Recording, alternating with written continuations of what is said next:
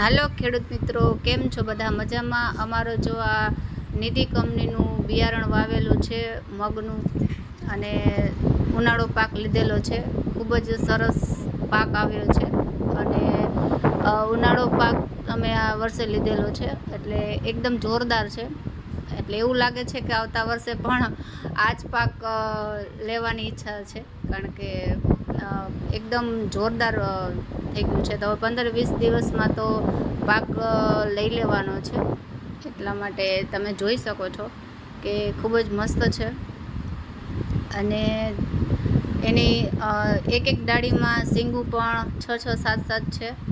એટલે તમે જોઈ શકો છો કે લગભગ અડધા ભાગે તો ઓલમોસ્ટ થઈ ગયું છે. તો આ નિધિ કંપનીનું બિયારણ છે, 114 નંબરનું છે.